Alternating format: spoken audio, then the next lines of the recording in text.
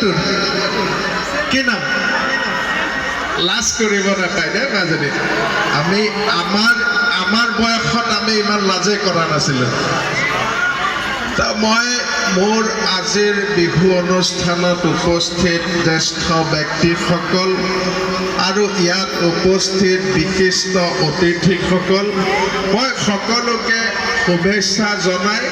মোৰ ক'বলগীয়া দুই এটা কথা ক'ম আৰু বিশেষভাৱে মোৰ ভাগিনসকল তাহঁতে কি কৰি আছে এটা হাত চাপৰি দে না ভাই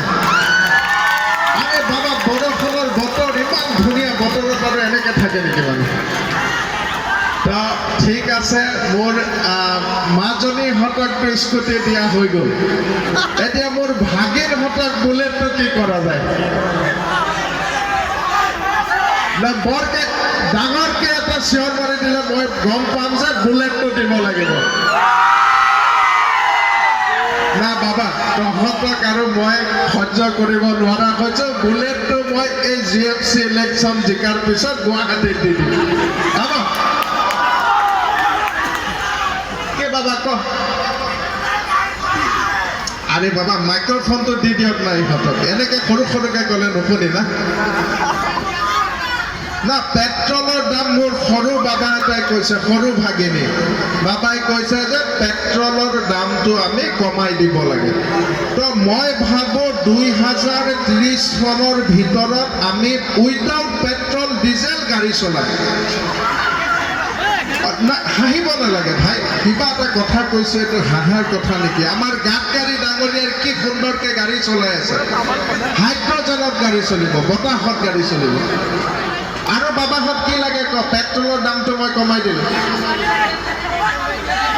না না না বাবা বাবা আমাৰ ইয়াতে বুলেটৰ কথাটো নেপাতো আৰু বিভিন্ন সমস্যা আছে ৰাইজৰ ৰান্ধনীসকল ইয়াতে আছেনে নাই আমাৰ মহিলাসকল গেছত ভাত ৰন্ধা যিসকল ৰান্ধনী আছে অকণমান হাতকেইখন দাঙি দিয়ক খুব ভাল লাগিছে আমাৰ খুব সুন্দৰভাৱে হাঁহি এটা মাৰি দিছে আৰু মই এই হাঁহিটো যিমান পাৰোঁ বৰ্তাই থাকিবলৈ চেষ্টা কৰিম আৰু মই এটা নতুন আঁচনি ৰান্ধনীসকলৰ কাৰণে লৈ আহিছোঁ যে মোক আপোনালোকে গোবৰ দিয়ক মই আপোনালোকক গেছ দিম মাৰো ভাত তালি আপোনালোকে মোক সোধক যে এই আঁচনিখন মই কি ধৰণে কৰ্মপটু কৰিম যে এই আঁচনিখনত আপোনালোকৰ প্ৰতিজনৰ ঘৰ আৰে বাবা লাইটটো জ্বলাই দে না ভাই ৰান্ধনীবিলাকৰ মুখকেইখন দেখি থাকিলে ভাল লাগি থাকে না হয় নাই তো ঘৰে ঘৰে মই একোডাল পাইপ ফিটিং কৰি দিম জল জীৱন মিছন টাইপত আপোনালোকক গোবৰৰ পৰা গেছ দি দিম দেই আৰু বাবাহঁতৰ কিবা প্ৰশ্ন চশ্ন থাকিলে মোক সুধিব পাৰ তহঁতিক মই যি পাৰোঁ কৰি দিম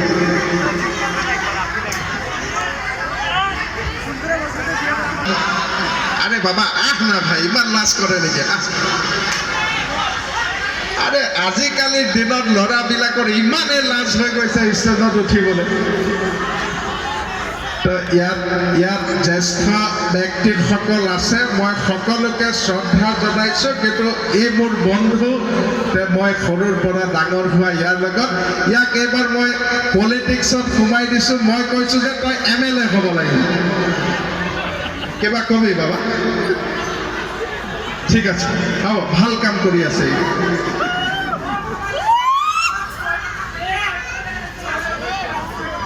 লাগি আছে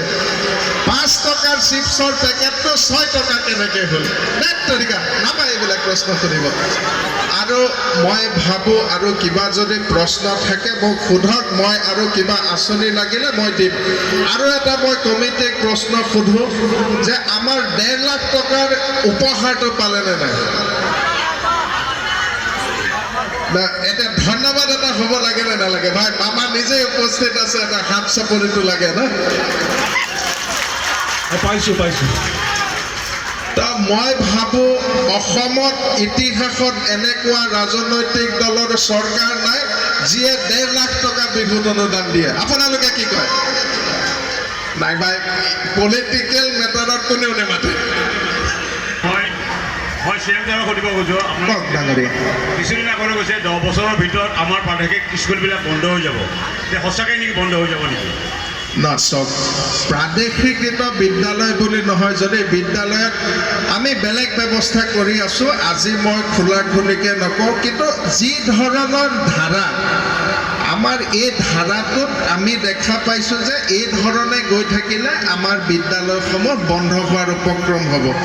কিন্তু মই কেতিয়াও এই কামটো হ'ব নিদিওঁ আমাৰ বিদ্যালয়সমূহত ছাত্ৰ ছাত্ৰী ডেফিনেটলি যাব আৰু সেই ব্যৱস্থা আমি 2030 চনৰ ভিতৰত কৰি উলিয়াম সদ্য কিছুদিন আগতে আমাৰ ৰাজ্যসভাৰ নিৰ্বাচন হৈ গ'ল আপুনি বাৰে বাৰে কৈ আছিলে UDFৰ ভোট আমাক নালাগে আৰু তেওঁলোকে দিলেও আমাক তেওঁলোকক ধন্যবাদ নিদিওঁ কিন্তু ইনডাইৰেক্টলি তেওঁলোকৰ ভোট পালে আপুনি না চাওক এতিয়া যদি মোক বিহুত মাতি আনি যদি আৰু এইবিলাক UDF কংগ্ৰেছ বিজেপি আৰে বাবা নাপায় নহয় এনেকুৱা প্ৰশ্ন কৰিব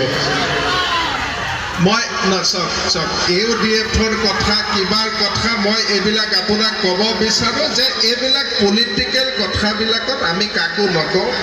তেখেতসকলে মোক ভাল পায় আজি কোনোবাই মোক ভাল পালে মই কি ধৰণে ক'ম যে তুমি মোক বেয়া পোৱা ভাই এই UDFৰ পৰা মানুহ আহে ভাই সেইটো মোৰ গাতে জগৰ নেকি হয় নহয় এটা সময়তো আপুনি কংগ্ৰেছত আছে এই কংগ্ৰেছে ধ্বংস হৈ যাব ধৰিছে আপোনাৰ অলপো মন বেয়া লাগে আপোনালোকে ফূৰ্তি কৰক না কোনোবা ধ্বংস হৈছে আপোনালোকে কিয় টেনশ্যন লয় আপোনালোকে ফূৰ্তি কৰক নগাঁৱত এখন মিটিং আছে ৰাতি 2 বাজিৰ পৰা তো MLA ডাঙৰীয়া থাকিব আৰু আমি তাতে গোটেই কথাখিনি পাতিম গতিকে মই অলপ পিছতে নগাঁও যাম আৰু আপোনালোকৰ পৰা মৰম আৰু শুভকামনা বিচাৰিছোঁ আৰু অসমখনক এক নতুন দিগন্তৰ ফালে লৈ যোৱাৰ ক্ষেত্ৰত এই বিহুতলিত থকা সকলোৱে আমি এক পণ লওঁ আৰু এই পণৰ জৰিয়তে আমি অসমখনক এক নতুন দিগন্তৰ সূচনা কৰোঁ আৰু 5খন শ্ৰেষ্ঠ ৰাজ্যৰ ভিতৰত কেই নম্বৰত লাগে 1 নম্বৰ ৰাজ্য কৰাৰ আমি আজি পণ লওঁ এটা ডাঙৰকৈ হাত চাপৰি লাগে